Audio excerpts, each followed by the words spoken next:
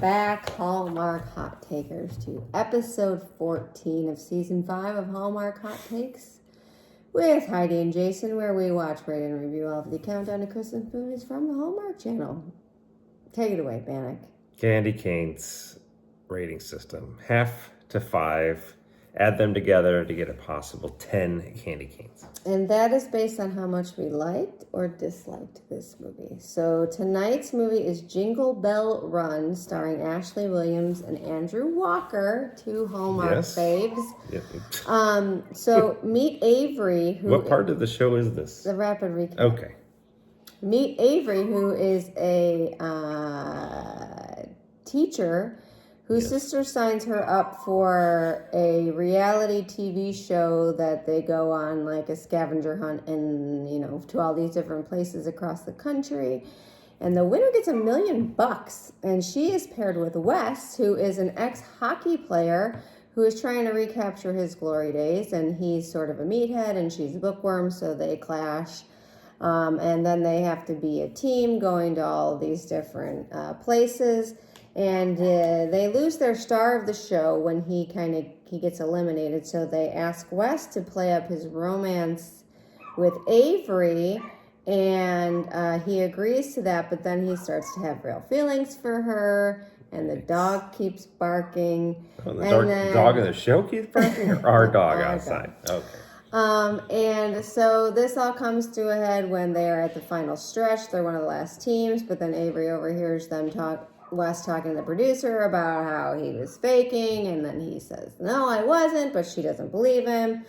And they end up winning the competition, and Wes convinces Avery that he really does have the feels for her, and they kiss, and that is Jingle Bell Run. Great job.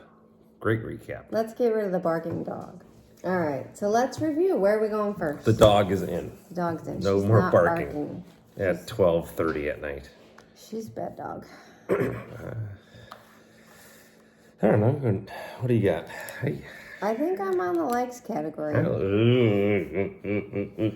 I like. What did you like? The host of the show. The host of the show? I don't remember his name, but he was good. I liked him.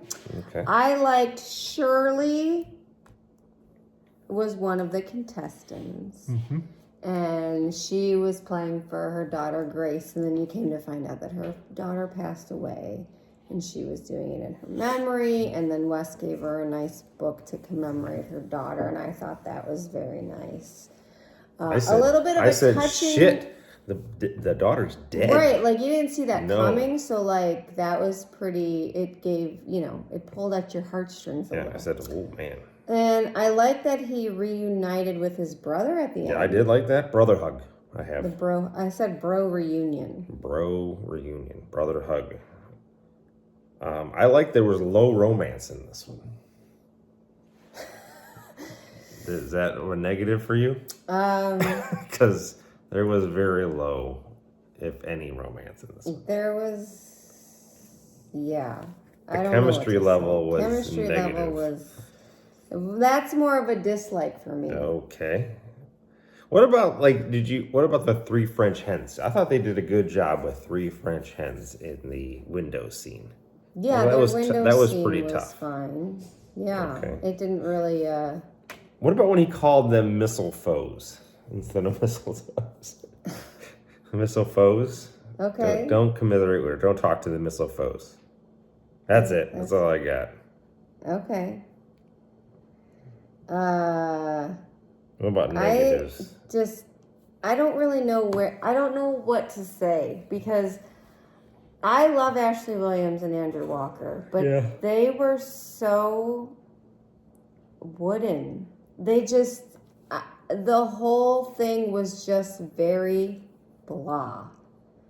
And like, it was silly stuff, like they tried to make him out to be like a doofus in the beginning. Like, he can't tell the difference between F and G and C and D on his plane tickets. Yeah. Like, come on. He knows his alphabet. He's a meathead.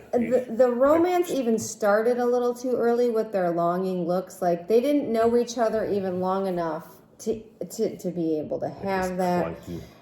the whole race didn't really make any sense. You're all just sitting around waiting for a flight the next day. No, you get to the fucking airport and you get on the plane. You're in a race. Like, what are they doing? I didn't get that. I don't know how those work. I have that down. It's like, I don't really understand these race things. Maybe the Amazing Race is the same way, where it's like, I just feel like you should just keep going. You should just keep going.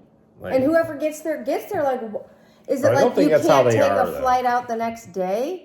Do you have to only take certain flights out? It just didn't make any sense to me. And I don't know. And then the car that picked them up when they were hitchhiking just happened to be going to Santa Fe. Yeah, that's very... I felt that was very unrealistic. But the most unrealistic part, not even unrealistic, but so they have Wes trying to relive his glory days. And like he wants to get this... He wants to be in the show because he wants to, like, still be famous and whatever. Okay. So the producer of the show tells him to, like, play up the romance and flirt, and he agrees. But he doesn't really have, like, once he starts having feelings for her and then the producer talks to him again, he has no reason to continue with it. Why isn't he just telling them no? Like, they didn't say, if you don't do this, you're kicked off the show. It wasn't contingent on him doing it. There's no stakes for him. He doesn't have to do this. Nope. He's just doing it. It was just to create tension, and it fell flat because there was no reason for him to do it. Correct. And I did not like that. Yeah. And then when that happened and she overheard, because of course that was going to happen, I hate when they don't let him talk. Yeah. And it makes me crazy. I just wasn't sure about their romance in general. There wasn't really much of it. No. To speak of, and I didn't get any Christmas feels. Right. How come all these damn movies are in Chicago now too? Have you said that? Like they moved away from New York, or like family, or they were big business person in New York. Now it's all Chicago. It's like let's find big Midwest city and make it all there. Yeah, there was some weird. It was just weird. Then they get the ride to their friends. They got the last car. Right. And it's You're in a competition for $1 million. That almost cost them. I just. That was the longest slow dance ever during the slow dance competition. That was awkward. It just kind of went nowhere. Yeah, I didn't like.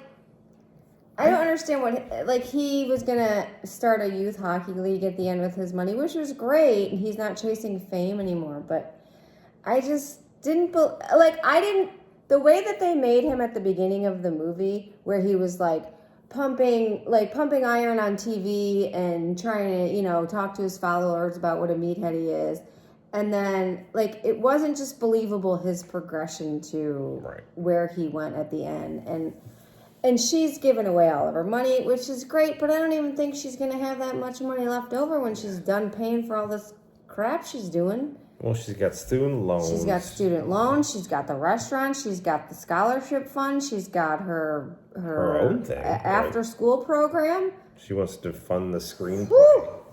Yeah, the screenplay. She's giving money to everybody. And, there's not a youth hockey team in Chicago. That he can't just sponsor a team, and be a coach. He has to start his own league. He's $500,000, right? I guess $1 million. I guess he's got probably a lot of money because he's an athlete. But I'm like, he won the Stanley Cup however many times, so he's probably got money. Yeah, but it just all seemed a little bit strange, and I didn't like this movie. Okay, why don't you go Candy Canes? You went to you disliked it. Candy Canes. I just am so sad because I like these two, and they let me down. They let you down. Big disappointment. I wanted to hear more about Shirley.